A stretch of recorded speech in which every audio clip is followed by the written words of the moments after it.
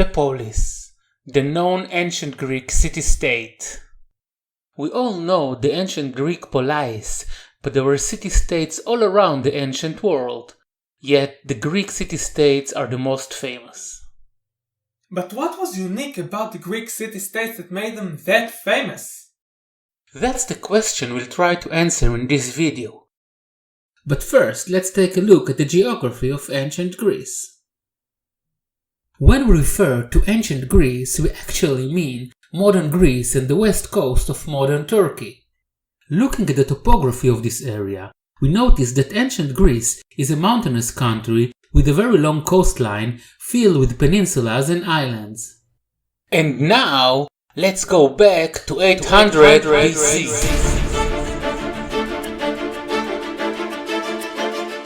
In the year 800 BC, there were few people in Greece and they were all working in agriculture.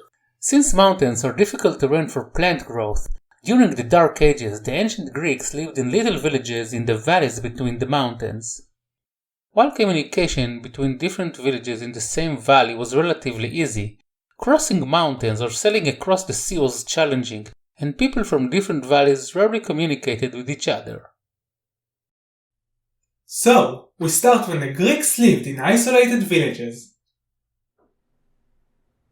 When the Archaic period began, the population of Greece started to grow, and the villages expanded until the fruitful lands ran out.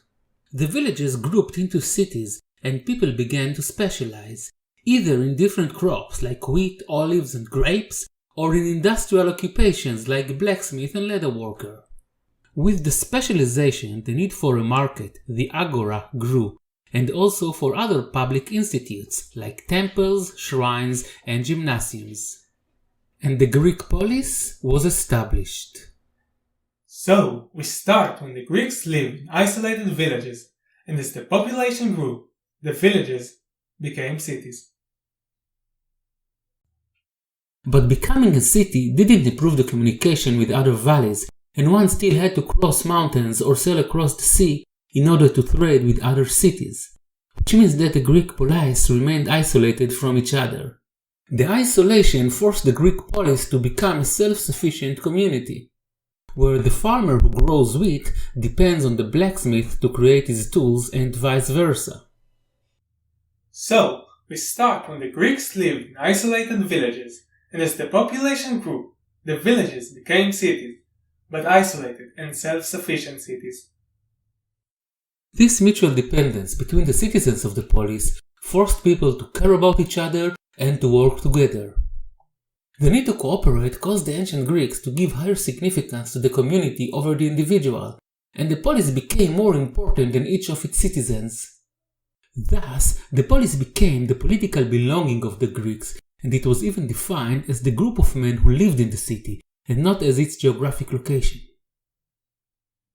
So, we start when the Greeks lived in isolated villages, and as the population grew, the villages became cities, but isolated and self-sufficient cities that defined the identity of the ancient Greeks.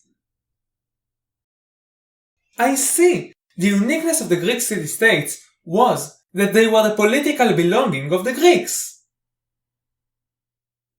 The polis, as shaped in the beginning of the Archaic period, continued to be the cornerstone in ancient Greece political structure for centuries to come. Hope you enjoyed this video and see you next time.